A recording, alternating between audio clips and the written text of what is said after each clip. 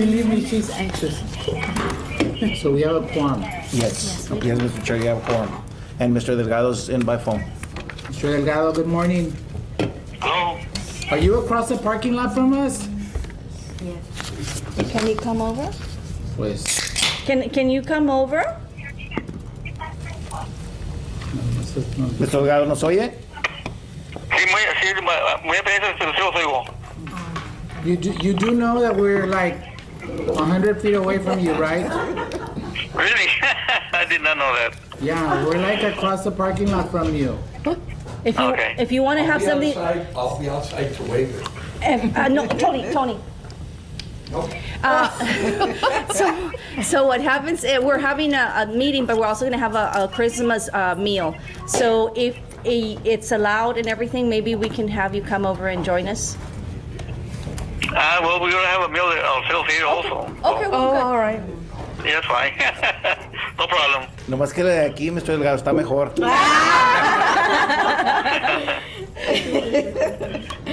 Okay, good morning. How's everybody doing?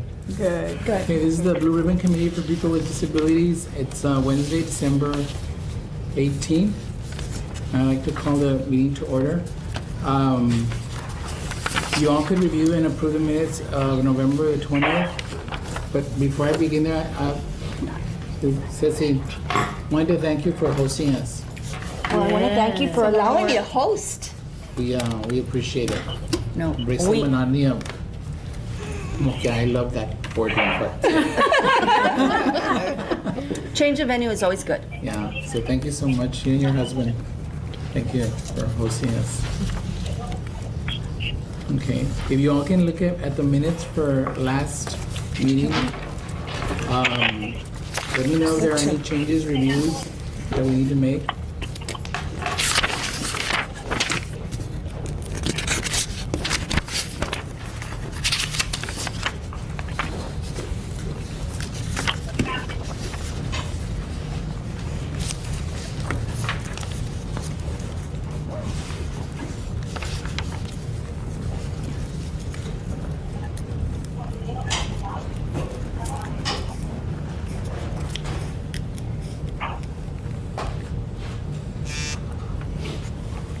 Mr. Delgado, do you have any changes on the minutes? No, it's okay. I got it.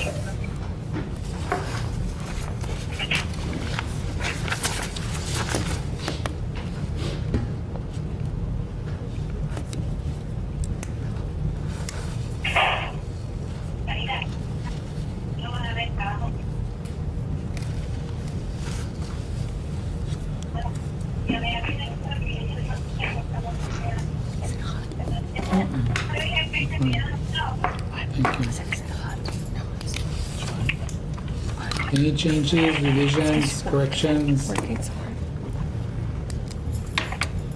No? Make a motion to approve the minutes? Yes, please. Need a second? Thank you.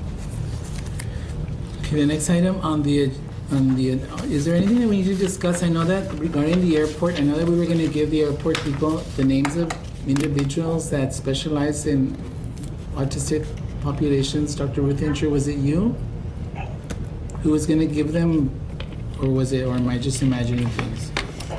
It was I believe Ceci talked about the autism center where I used to work, and she talked about that she might make contact with them in order to get information. Well, the thing about it with them, I'll touch base with them. Okay, I'll touch base with them, and I just don't know who to give. Do I give the information to you all, or do I give it directly to the airport? Ms. Gutierrez, you can give it to me, and I'll Okay, give it perfect. to the airport. Okay. And they're very thankful. They've initiated some screening services to and better information. They already have a playground area for kids, and yesterday they unveiled a pod for breastfeeding. Oh, So the good. airport is That's awesome. the airport really wants to become more friendly to special needs, to women, to the travelers in general. That's awesome. And so they're very thankful for the information that the Blue Ribbon Committee gave them, and anything else that we can give them, you can send it to me, and I'll send it to you. I'll give it to them. Just one comment, so remember, we discussed the mapping of the trip. As a point of clarification, it's important to explain to the parent and the child that the purpose of the mapping is not a map in the way that we think of a map. It's more a schedule, Right. because it's hard sometimes for children with autism, the more severe type, to understand the length of the trip. And so if they have a visual reminder of this place, the other place, it would serve more as a clock, as a schedule. So it would have to be individualized. I remember we discussed that they would come up with a map of the actual airport, which is certainly helpful, but the parent would need to make the map of their particular trip in order to facilitate the tolerance for all of the different changes in the stimuli for that particular child. Okay. For them to actually map it and use it as a schedule to help the child to tolerate the trip. Okay, thank you. Any public comments? No one signed up, Mr. Chair. Okay. Okay, so let me go on to item number 4, discussion, possible action on the presentation by City Health Department on the Special Health Care Needs Systems Development Group Grant Program. Mr. Chair, before I introduce Ola Garcia, who is team leading the project for the city, on behalf of the mayor and city council, I want to thank the Blue Ribbon Committee again, because you've created more awareness just among the city employees, but certainly in Laredo. Certain ordinances and resolutions have been passed at city council because of the Blue Ribbon. One of them was a major one to include working with workforce and the different work groups to place people with disabilities, sensitivity training for city employees, and then you were able to bring back to lower the cost of a lift for persons with disabilities as well. So 3 major accomplishments. Along that, the different city departments, the airport, parks has been coming to you for guidance. Again, so thank you. Needless to say, our health department, and one of the things that we've been doing is looking at new opportunities to improve services that we have here. And with that in mind, we work with the Department of State Health Services and applied for a grant to connect families and children, particularly with special needs, children with cystic fibrosis, to services. And we just got the grant a couple of weeks ago. Yeah. Congratulations. And Oda's team leading it, so she's going to tell you what we're really going to do and how we want to partner with you as well. Okay, well, good afternoon. My name is Oda Garcia, and I'm very excited to be working with this special project. The program is Children with Special Healthcare Needs, and basically we're just going to be educating the community and linking families with people with children with special needs that require education and information, and linking them to the resources available in the community. Also, by this, we are promoting and facilitating the inclusion of children with special needs among the families and in the community. So we're gonna be working with children from since they're born until they're 21 years of age.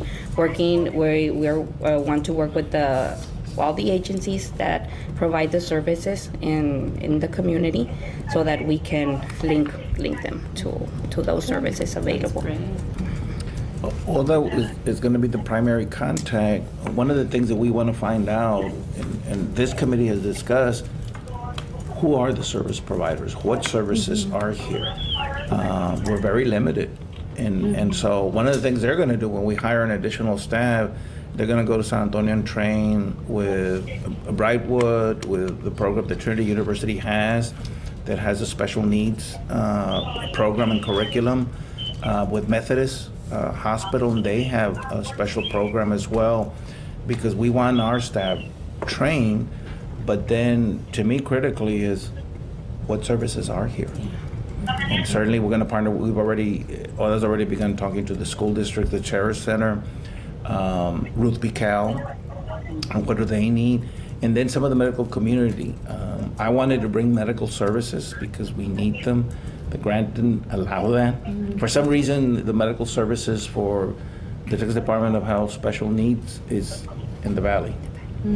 Mine was, well, how can people from Laredo travel to McAllen or to San Antonio? We really need the services here. And we're talking about rehab, we're talking about therapy, we're talking about medical care. Agreed. So we're going to be finding out who's here, and then to make the case to the state where we do need medical care services, and then working with the medical community, because there's no need to send someone with spectrum disease or any special needs to San Antonio when we have the capacity here. We've got two fine medical centers, Doctors Hospital and LMC, Laredo Medical Center, and then we have specialty as well. But I don't think we have the needed medical care, social services, rehabilitation, therapy. I think around this table are some of the providers themselves, and the schools. They play a big role. So all that will be bringing everyone together and finding out what we have, what else do we need, and then train, because we're starting to get questions at the health department. I have a child with this. Where can I go get help? Where can I go? You might want to touch base with Mercy Kids, talk to Patsy San Miguel.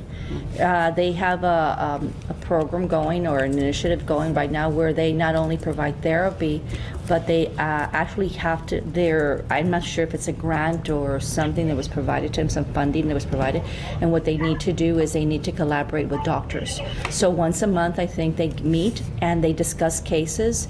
So that would be it's something like a staffing, but they have to bring in medical doctors. So it's not just the therapist, you're talking about physicians that come in. So touch base with Patsy San Miguel. Well, and then we want all that in our program to also touch base with you all, because the different programs that you provide. Again, one of the things with the medical community is to develop better services with our pediatricians, with our internal medicine. TAMU has under their kinesiology program and in the nursing school a growth and development program where they're developing these specialists to go out during pregnancy to let mom know we have this program here, and when baby's born, let us do a checkup to start detecting early growth and developmental, visual, hearing issues. But then where do I refer them? And then there's and that's what child she's- find too. The ECI. ECI does child find. So we wanted to introduce Oda to the Blue Ribbon Committee and make her kind of a continuum, because I think you all are a wealth of resources and information. So she's going to get to know you all as well, and then let you know what she's doing and what she finds. That's great. But she's also going to be going to San Antonio to train with Trinity and Methodist, who have very good, and Methodist in particular with cystic fibrosis. We don't have almost anything here for cystic fibrosis. Well, welcome to an adventure of your lifetime. Thank you. So let me ask a question. Is the issue that we don't have the services, or the issue is that there's a gap in lack of communication and lack of dissemination of information where they can get help. Mr. Chairman, and all I can, she's begun, I think it's both. Yeah. I think it's both. And so that's part of what she's gonna bridge. And this is just to tell you how I understand the need that you're conveying for the city of Laredo, okay? I know that my wife works for Laredo Specialty, and she has an employee who unfortunately was had an issue with breast cancer. She didn't have insurance. No one would provide her any services here. So she had to travel to San Antonio, and they provided literally everything for them. And so I am amazing in a community as large as we are, and as with the amount of physicians that we have available and resources, that individuals who don't have insurance have to find a way how to get to San Antonio or somewhere else to receive services, or else if you choose not to, then you just literally are going to leave it up to God on how you're going to survive, okay, that illness. You know, and I think that you and I had spoken about that too, that regarding strokes as well, that physicians don't want to touch you if you have a stroke afterwards, because they're like, they want to send you off somewhere else. And so I don't know why Laredo has gone or has not caught up. I don't know either way. But that was my question, is it that we just don't know where to search, and it's actually available, and it's available to them, and we just haven't marketed those services available to the community? Or? Sometimes the resources are available, but sometimes they're limited. So we and sometimes the community itself doesn't know that the resources are available. So that's what we're trying to do, and bring awareness and Bridge the provide. gap. Yes. You know, and as far as what you brought up about cancer, to me, it's the plague of our time. And I really think that the societal attention is not being paid. I don't know of a single family who has not had someone in their family suffer from cancer. And yet we all go about our business and don't really pay attention to the issue. And something needs to be done. It's just, like I say, the plague of our time. So good, the program should be able to provide access to services needed, so yeah, thank you. Thank you. I know there's a WINGS program, and those folks, most of them are out of San Antonio that sit on that board, right? What is but they assist women that Breast don't cancer. have any type of Insurance? and they find resources to help pay for their treatments. But it's in San Antonio. No, They have a branch here. they have a branch here, but most of their board members that sit on that, representing them, are out of San Antonio. But they do have that help. Well, Yeah. they do make see, sense. I didn't know. Yeah. Again, the communication. It's called WINGS. So ultimately, do you think that the grant will allow us to increase the number of service providers?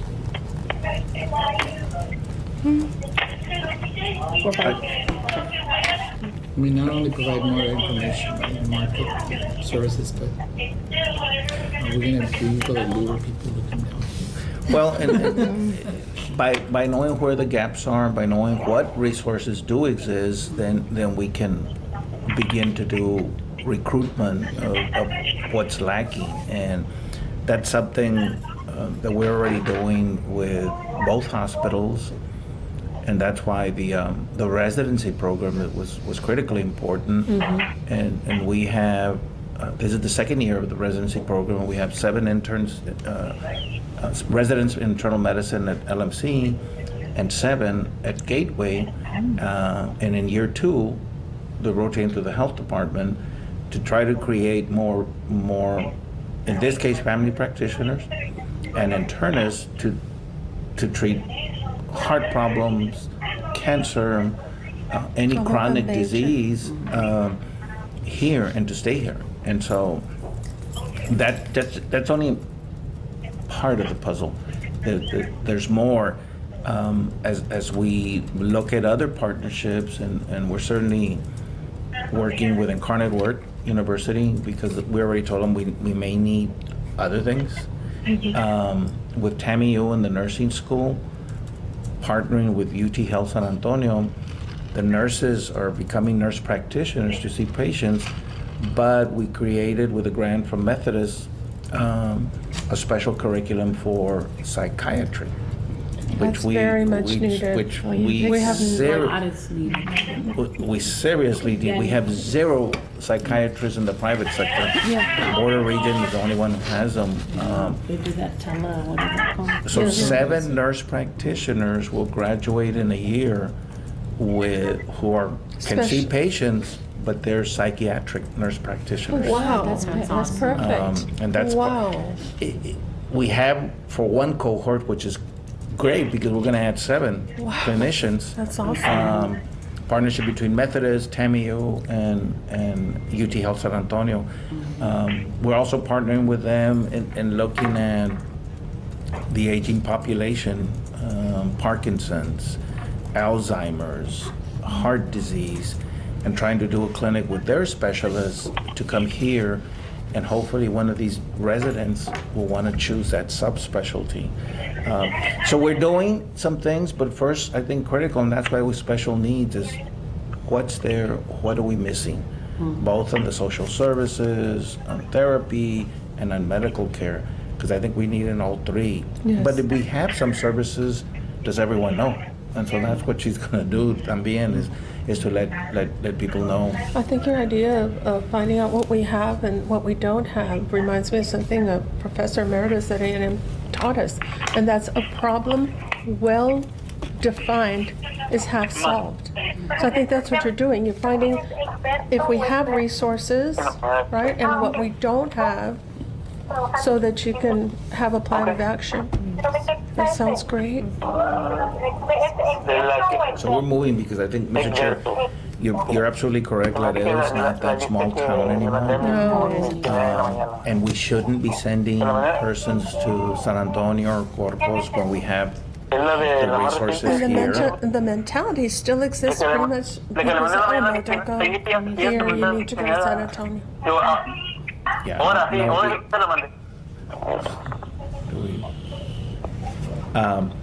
So we're working on that, and I think our medical community, the president of the medical society, Dr. Godin, is very much committed to making sure that we have services here. Who's that? Dr. Godinez is the president of the medical society. His specialty is gastrointestinal. Yes, Roque's brother. I know him.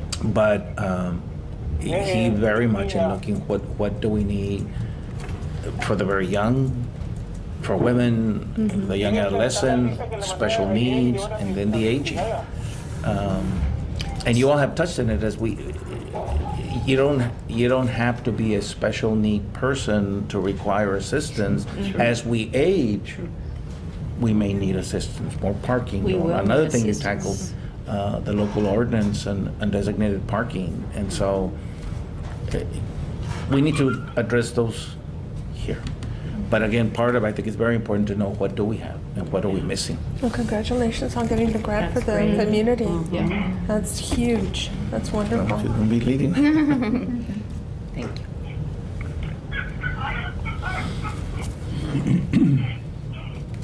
Thank you, Dr. Gonzalez. Thank you, Ms. Garcia.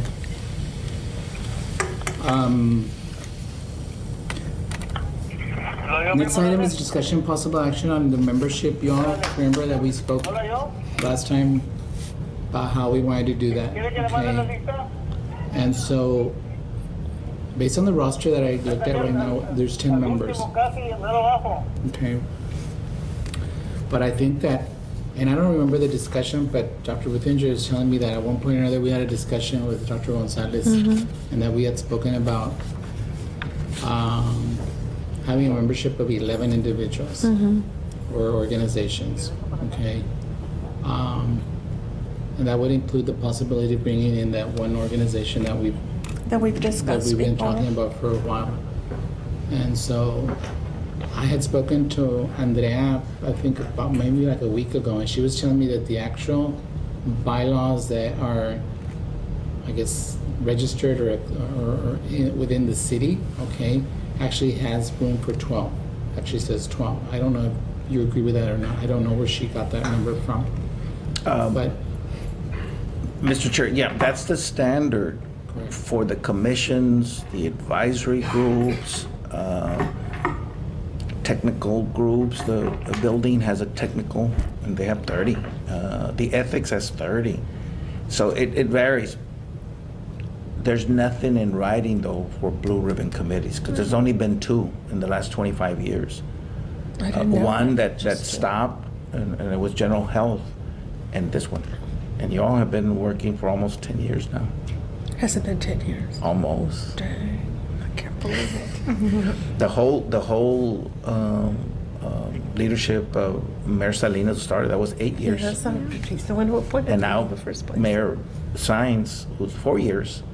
And with Mayor Salinas, he started in the middle, so it was about 6 of his years, but you have 4 years of Mayor Pete Sines. He's in the second term, so you're over 10 years old. Wow. You guys are, I'm not. And this is the only existing Blue Ribbon Committee, and so that one doesn't fit because the ordinance doesn't say Blue Ribbon. It says the commissions, the boards, the advisory groups, because you have like the airport advisory, you have the parks advisory, you have the women's commission, so all of those are statutory. The Blue Ribbon is at the will Of the mayor. of the need, and in this case, the mayor formed it. And so has said, he is very supportive, was going to try to make it as well today, but he is very happy with what you've done and has said it's up to whatever the committee wants to do in developing its own organizational structure and members that you want to have or not, in rotations. He's left it up to you. So for the Blue Ribbon, there is no such statute that you have to have so many members. so since the last meeting, I know that Dr. Ruthinger, we had worked on some bylaws sometime back. But they're And they incomplete. were incomplete. I worked on them, I sent them to you, but I don't know if you received them. No, I didn't receive them. So, because I'm not all that skillful, you may have not received them. But I did send them to you, Dr. Gonzalez and Andrea. Okay, I made some changes, I highlighted them in yellow. Okay.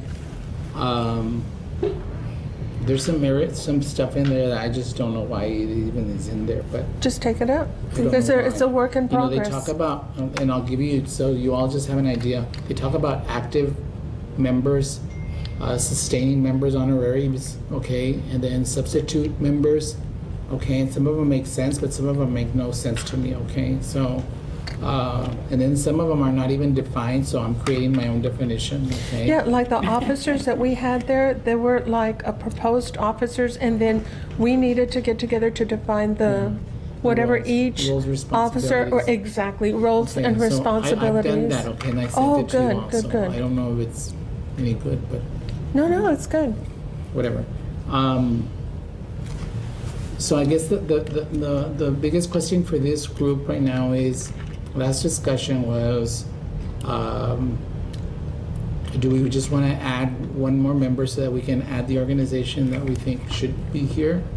Or should some people be rotated out or made honorary members? Okay, you can still show up, but you wouldn't have voting capacity or rights, okay?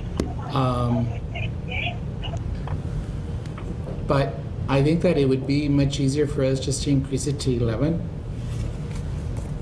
and bring in Ruth B. Cow that we've been wanting for a while, okay? Unless you all there's some members here that just are dying to leave, well, just let me know and we'll exit you off to the back door. There's no back doors here. Back door, not the front door.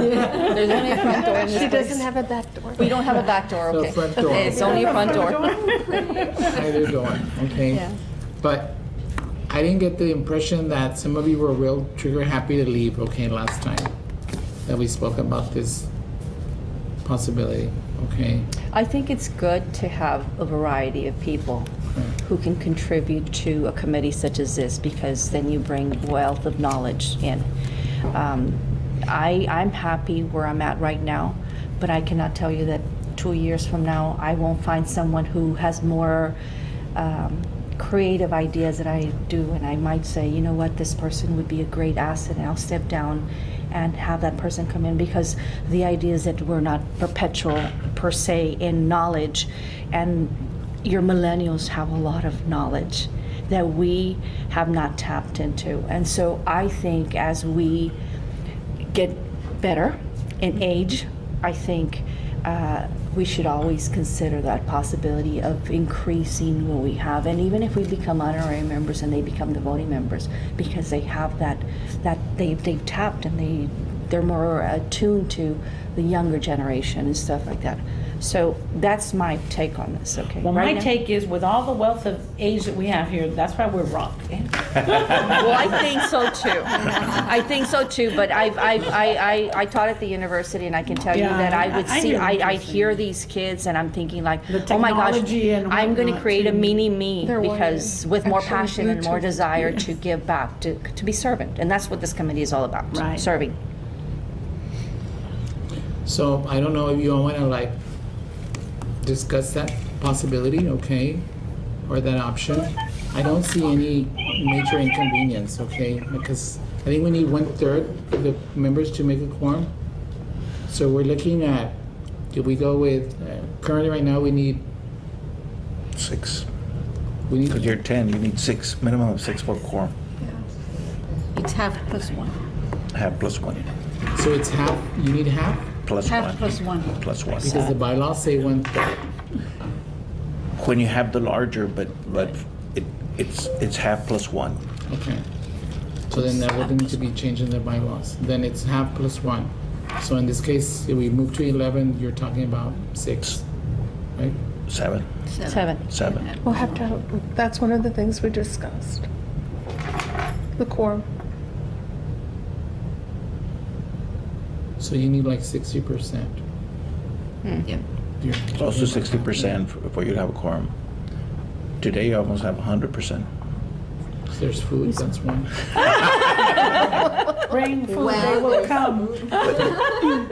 Mr. Chair, I know that and the more members that you have, because the food bank had that problem, they had like 25 board members, and they always have a problem meeting Meeting quorum. quorum. Yes. Yeah. So the bigger that you have, it puts a lot of strain on the committee members. Mr. Chair, Ms. Otto has a point. The Ethics Commission for the City of Laredo has almost 30. And so a major issue for them is quorum. Like the Ethics Commission really provides oversight to our legal and audit department, so they must meet, and they've had a problem. So that's a point well taken. The bigger you are, because The more the difficult more challenging to manage the quorum. I have to congratulate you that you all, this committee has for the most part Met. met with quorum. I think we've only had I think twice Once this or year. once or Twice this year that we showed up and we were there with Erica. that you just had an informational meeting because you didn't have a quorum, but Yes. that's an issue, which is why the city tightened with most of them. Parks has a big issue with quorum. The airport has a big issue with quorum. The environmental advisory group has a big issue with quorum. Our Drug and Alcohol Commission, that I also serve as the liaison for the city, has had some challenges with quorum as well. But one of the good things they've done that we've mentioned here is, and I think you kind of addressed it in your draft bylaws, is having stakeholders, having persons also assist without vote, but that can provide additional support on special needs issues. The Drug and Alcohol, for example, did a gap analysis too right away to update a directory. And one of the things they do at all their meetings, they invite every service provider for drug and alcohol. Everyone is invited. They can't vote, but But they're there and they participate and they give advice, and a good exchange. That committee has become very active as well. And that one also, just like you, has that one is a commission, so each council member has a representative. And see, and they rotate, and we've had 2 rotations because the council member's no longer there. The new one came in and he appoints. So there's at 4 to 8 years, there's a constant rotation because the new member chooses. Then that commission joined with the county and became a city-county drug and alcohol commission. So the county, each commissioner and the judge named one too. Oh, so it grew. It grew. It grew. And so going back to you, the mayor is the one who appoints you. And you've had 2 mayors who said, I like the committee, I want to keep the committee, and I like the members. That's why you have over 10 years. Some of you, the chair has been here with them from the very beginning. Yeah, I used to have dark hair and be skinny. Less wrinkles. Ms. Otto has been here from the beginning too, Dr. Rosinger. So that's what we are, that was I guess the principal issue that we were trying to figure out. You know, and like Dr.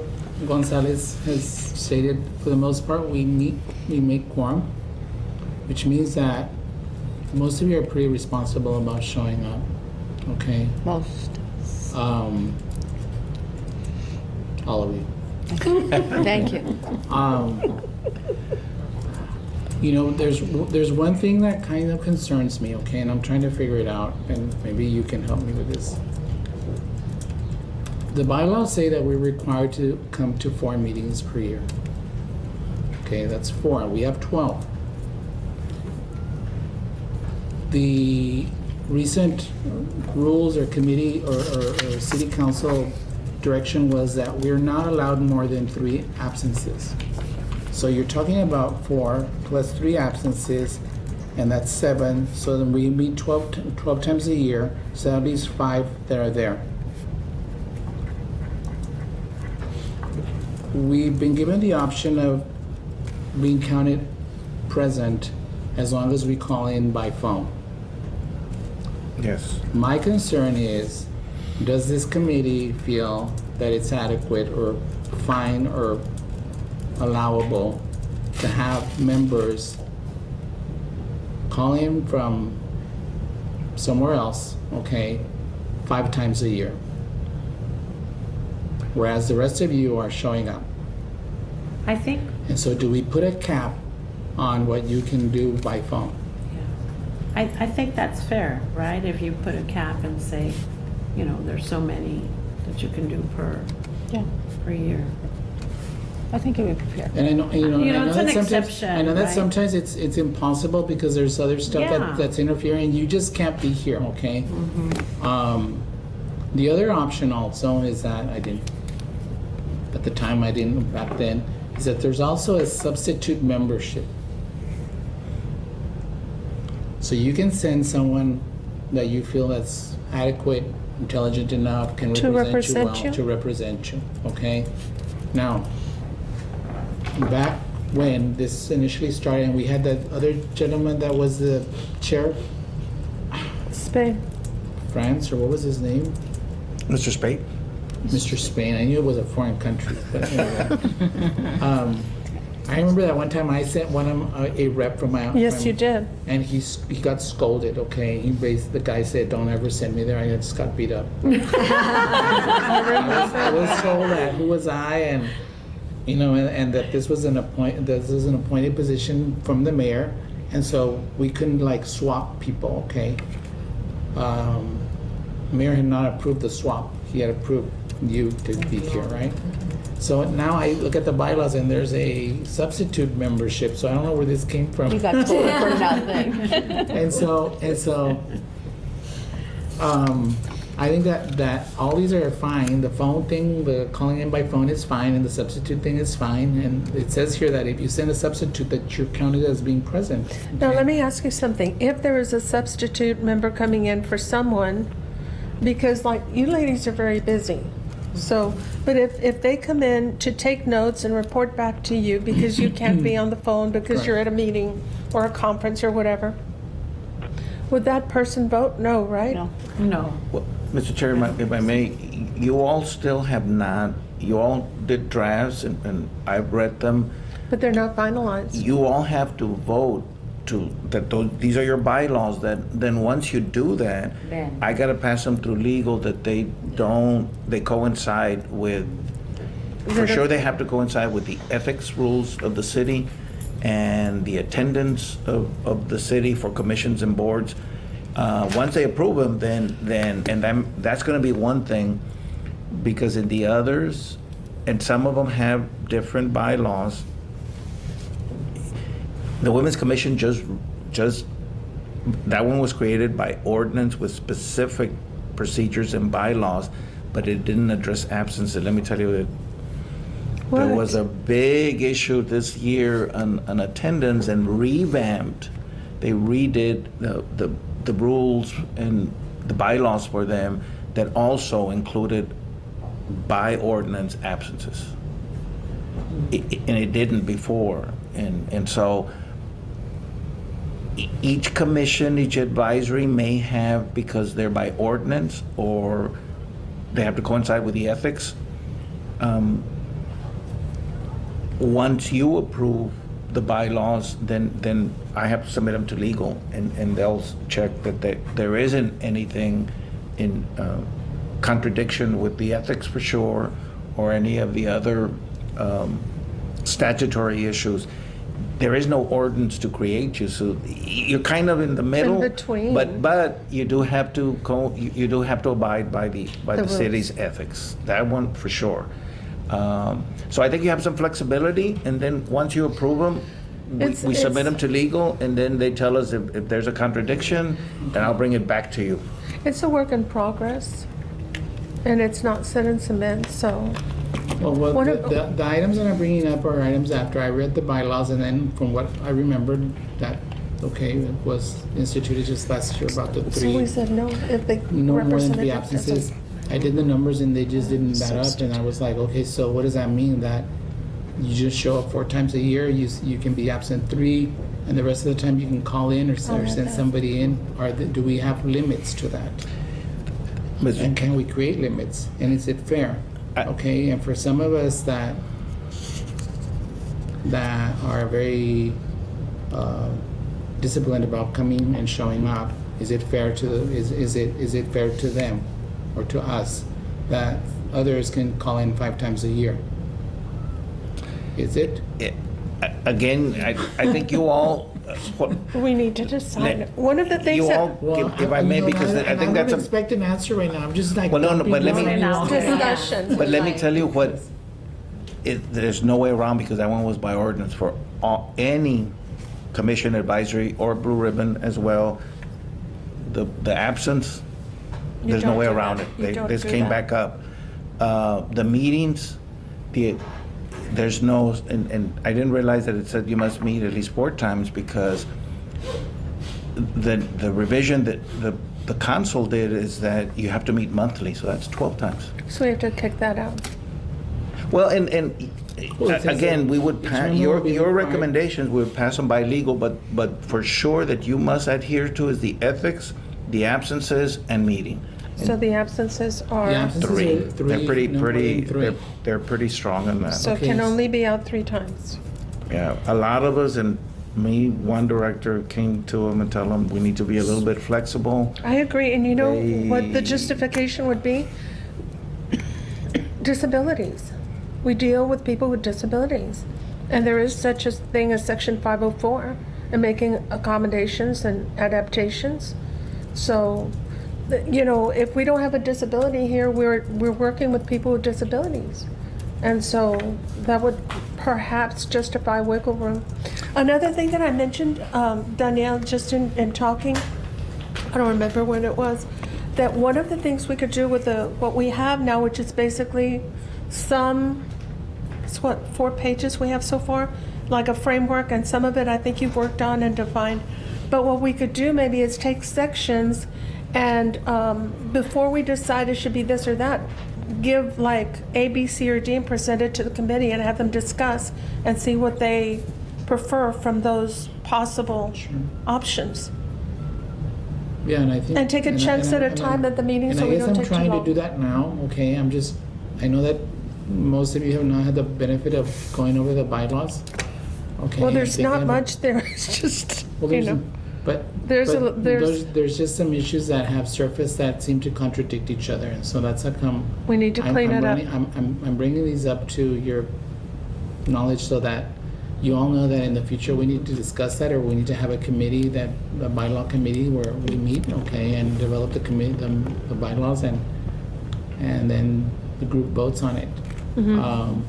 But some of the stuff is, I was just telling you that there seems to be contradictions or difficulties in how we're gonna meet certain things when there are options that create challenges for, okay?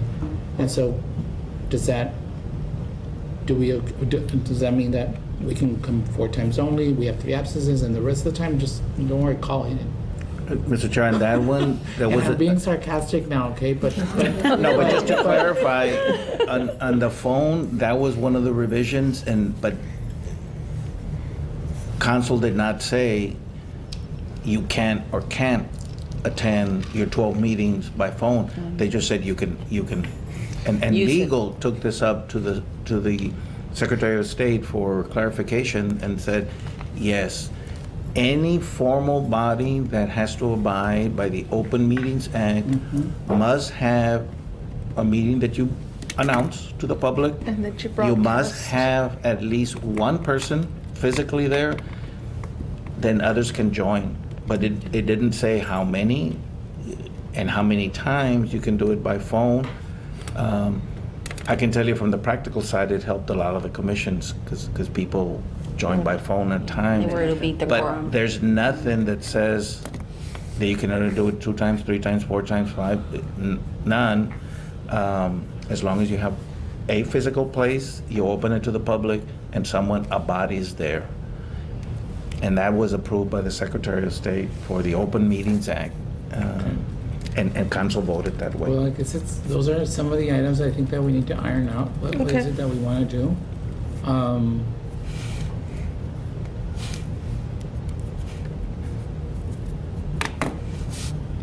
Yeah.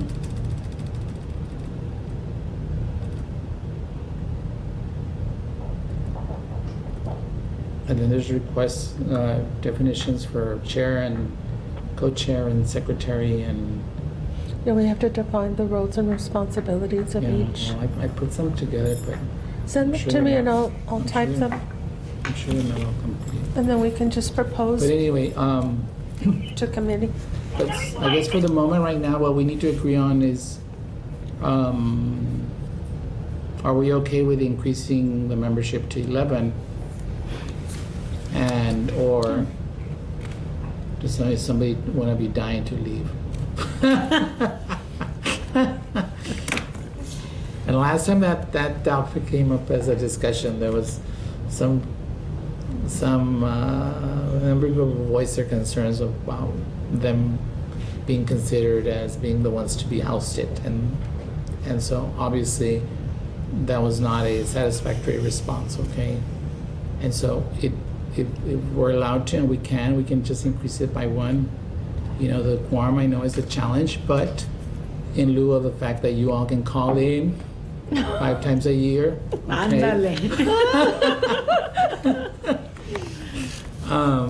Just for clarification, when you said membership, we're here because the mayor appointed us. Other members, we proposed, as I think we're doing now, and then we proposed to the mayor, and then it went through the mayor whether he said yay or nay. Okay, so Yeah. that's what we're doing Yeah, the now. bylaws provide for that we're still We can do required that. to submit the name. We need to, as the chair and another active member have to sign off and send it to the mayor, and the mayor ultimately approves, okay? Which I don't think the mayor would have any inconvenience or objection to that. No. But I guess from the group,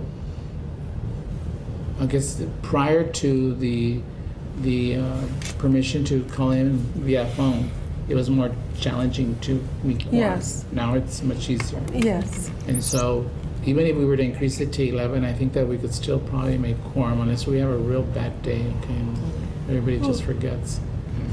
But I think that we could do that. And so any discussion or anything that you all want to, you have eyes of concern there.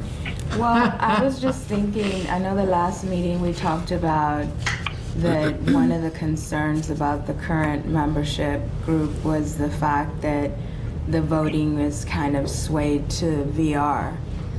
I understand that the mayor appointed everybody and he's happy with who's here and all, and that's great, but what happened, we talked the last time, is that there were agency changes. And so basically, for example, Mrs. Sanchez was elected to come to represent workforce, Right. which is no longer the case because she's with VR.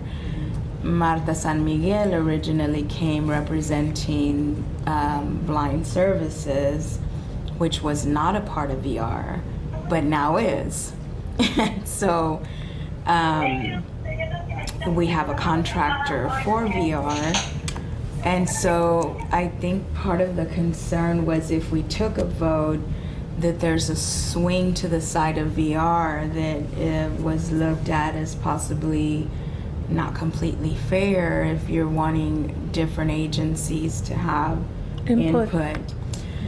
And so I don't know if that additional member is going to address that, or is that no longer an issue because it hasn't been discussed? Well, I just don't know where we are with that. I don't think that we ever had an issue because I know that you all represented different entities, okay? And then they Co-mingled now. Became one. They got married. They put them together. You guys come from basically the same location. Does it put a strain on your organization, having 3 people, you know, being absent from your office? I mean, does that, No, because it's you know, once a month. Yeah, I think an hour a month probably doesn't. I mean, I don't want to speak for you. I know the counselors are very busy. But I guess that's going to be determined by what decisions are made in terms of attendance and how you have to show and how many times you have to show. But even if, let's say, you had to meet in person 12 times a year, I mean, I don't want to speak for you, but I don't know that that's a hardship. I mean, I don't know. And hardship, it's not like busy, yes, we're busy. And basically, again, I work for my customers, and I want to say I've been doing this for 7 years now. So as a subject matter expert for the blind and visually impaired, it's like, I feel this is my duty to serve, you know, the community, because then, you know, when they go to the office, it's, with Ms. Hamir, we do have another tenured counselor, but she does have other duties as well. So actively working cases, meeting with customers, that would be me. So I'm more or less the one that's up to date on policies and you know, things that are happening in the community. So for me, I enjoy coming to you know, and providing my feedback and where I see that there's a need, and because each year there's something new going on, and we're trying. And I know, example, Mr. Delgado has, you know, really helped in that sense, that now him working, like, he's also able as a community member now through workforce, you know, he's able to provide feedback and his input. So for me, it's not a hardship. Yes, we've had those days that it just so happens that Wednesday it's kind of all over the place, but I really like being a part of the Blue Ribbon. So then you're in. I'm in. I'm not out the back door. Ms. Diana, ¿qué onda?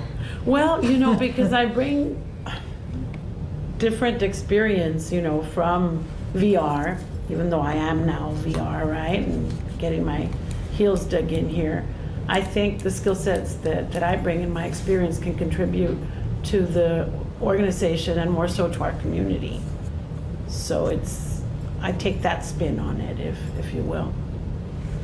Yeah, I don't think that, although you work for a different entity or organization, I don't think that you've relinquished all your knowledge about what you knew before and what you brought in, okay? And what you contributed and what you can still contribute.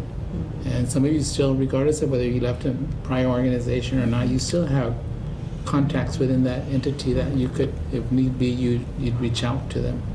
Mr. Delgado still works for, the Workforce Solutions organization, so that was the one that you used to work for, okay? But we still have, per se, we still have our foot in the door, okay? We have to.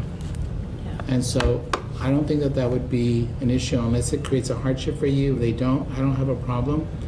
Regarding the voting, and that you guys are so powerful, you're gonna sway something. The issue with that is unless there's, I don't know, I don't think that we have any critical issues that are so difficult or challenging or so painful and so and I don't think that we have. I think the mission of the organization, the mission of the committee is to improve services, period. I think that we're all in the same direction, okay? If there was a subgroup of you that were always being the black sheep of the group, okay, we would have figured it out by now, okay? And we said, these guys just don't pull, okay, in the same direction. For the most part, I think everybody's going in the same direction, okay? And so would you all have unusual position or capacity to sway votes and move the committee in one way or another? Frankly, the answer is no. I don't think so. I think if we look at what we have and the knowledge that each person brings to the committee, based on whether it's book knowledge or whether it's practical knowledge, by having worked at Texas Workforce and understanding that, or through the process of the VR program, or the process of knocking on doors like I do, and as a parent, and then you look at every single member here, I think it creates a stronger foundation for moving forward with the decisions we make. If anything else, it makes us strong. Okay, it's not a weakness, it's a strength, because we're all voting for the same. We're all on the same team, and when one wins, everyone wins. And differences in opinion might lead to better results. Yeah. Okay? That's true. Because we sharpen each other. That's my opinion. Mr. Chair, if I can echo, and being with you all for all this time, that, I think you all come together and you have tackled controversial, but you all have been unified in that. Approaching the mall for more parking, the draft house for more amenable. You all were together. I can tell you, in the park, in the environmental, when the bag came up, there was because they're the ones who proposed eliminating the plastic bag and putting. There was some within. But that was also healthy, because you had the business side, you had the stakeholder side, you had the environmental side. So they worked it on the committee. At the end, the committee voted with the majority resolution to support banning of the plastic bag. But I think this committee all worked very well we've together. ever disagreed on anything, thinking back. Except the color of the shirts. That's it. Yes, which we've never worn. I stand corrected. I stand corrected. The shirts. We didn't agree on the shirts.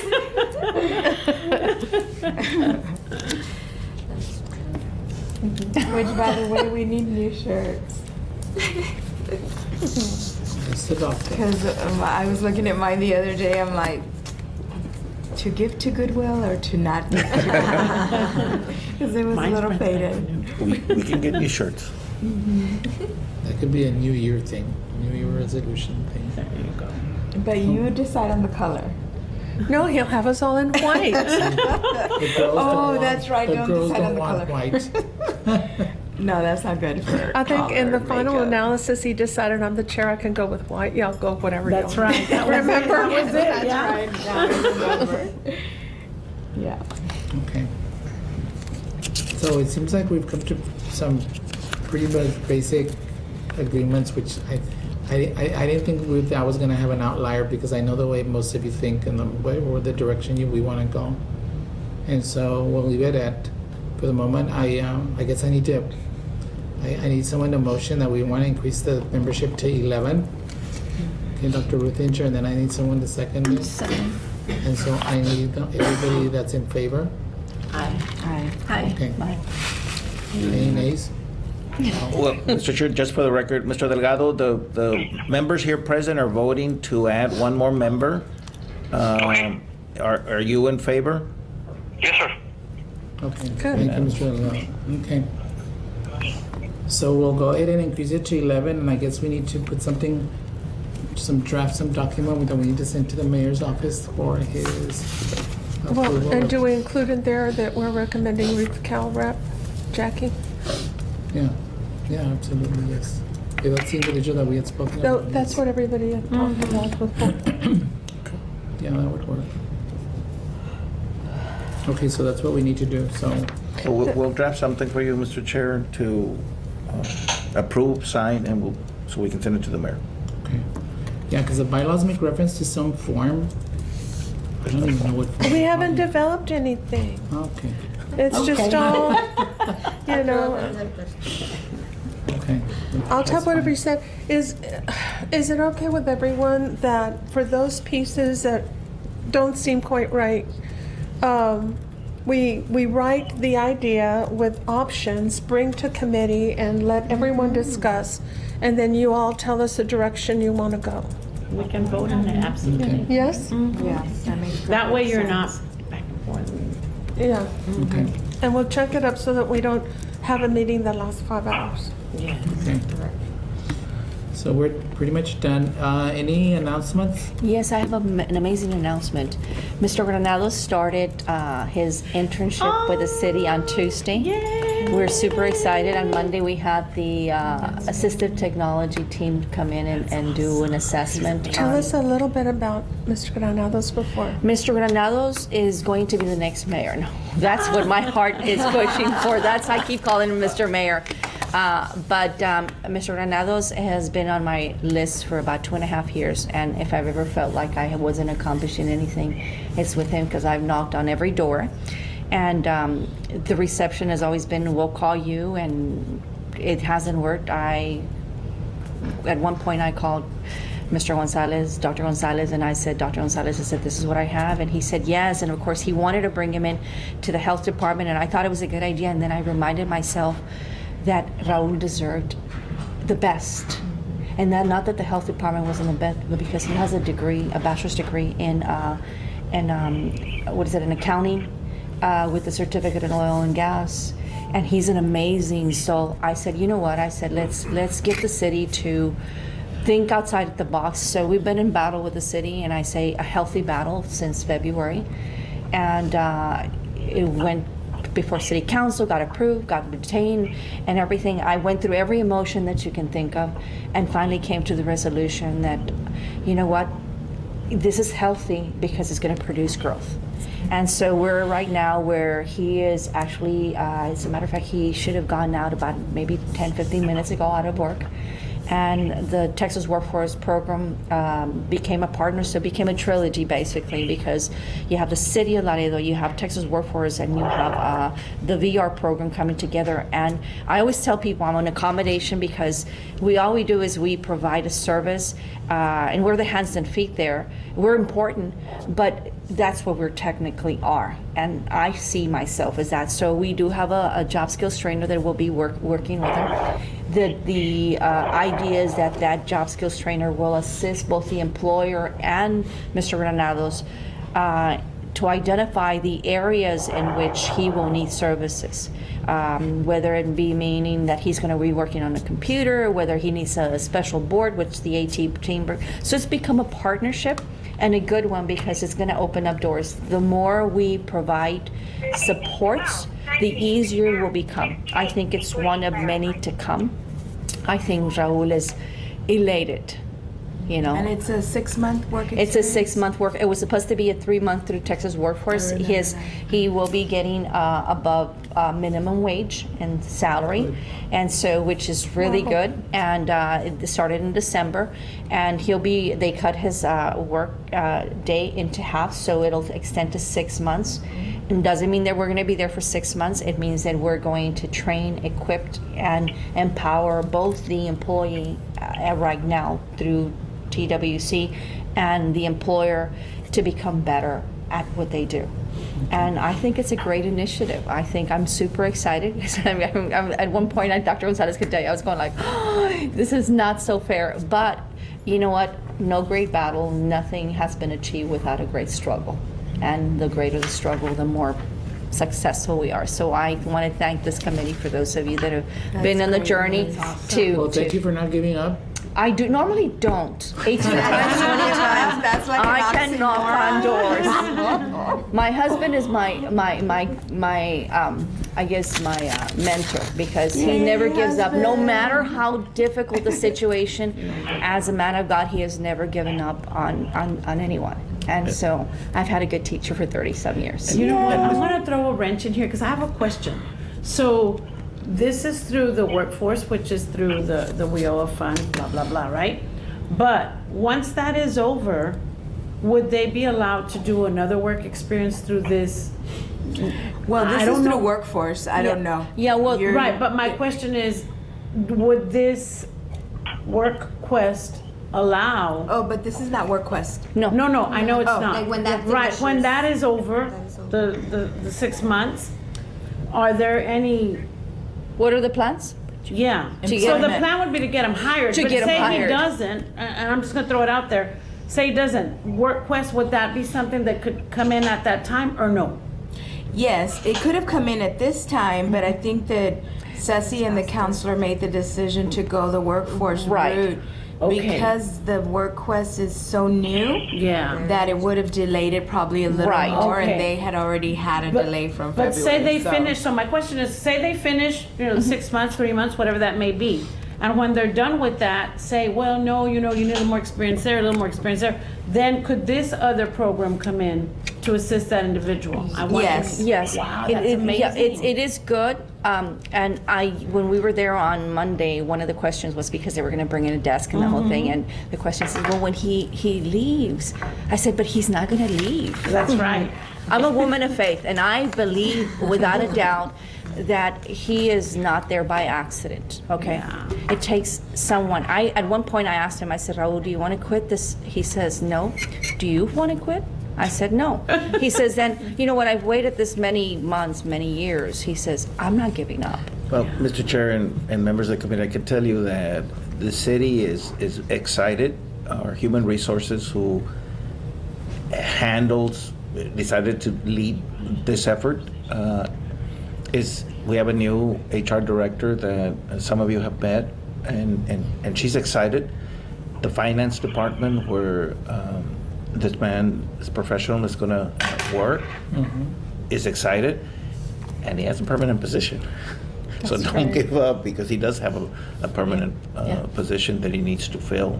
Yeah. That's awesome. It's all lined up. It is. So this is also on the city side, new, but the commitment is there from the mayor, the city managers, that some of you, Mr. Chair, met with the city managers, and the human resources and the employee wellness. They're all supportive, and actually at the department level, we were as well, and some of the other departments as well. The building department was very supportive. The parks department is very supportive. But a lot has to do with you all doing sensitivity training, because there's still, I can tell you from the city employees, there was that apprehension. Are we doing right? Do we need something special? No, you just Open treat mind. like anyone else. His official title was senior analyst, and I think what Raul will give to the city will be more than what he will ever receive, because he will It's open up usually doors, that way. open up doors for other For people, other people. and equip them to, I guess, get over the idea of fear. People fear what they see the wheelchair, they don't see the person. And I think it's not because they want to, but because it's a trained thought. You know, we're thinking we're missing something. It's like you see the glass full or half full, you know? And so we believe that because of the persistency of everyone that's been involved and the knowledge that people will gain, we will have a better city of Laredo tomorrow. Okay. So, thank you. That's great news. Thank you Great for not news. giving up. And of course, you know, although he doesn't like to take credit, I know that Dr. Gonzalez does a lot. Yeah. Yes, he does. Okay. Got a lot of influence, I know, personally. Yes, he If does. you need a favor, you know who to call. Dr. Gonzalez. But no, thank you for what your do. endeavors and Yeah. whether they're personal or professional favors that you do for on behalf of the members. Thank you so much. Yes. Definitely. One other announcement that I want to give. February the 7th is our next night to shine.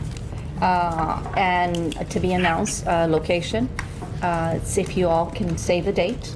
We need people for the event. What date is this again? February the 7th, it's a Friday. The 2nd? Yes, that 7th. 7th. Last year we had 229 individuals that showed up and over 170 guests. I mean, volunteers. You have a volunteer. We had a Yes, fabulous it time. was amazing. The photo booth, you know, beautiful. everything. We missed out on the limousine Really last year, nice. but we're getting everything this year again.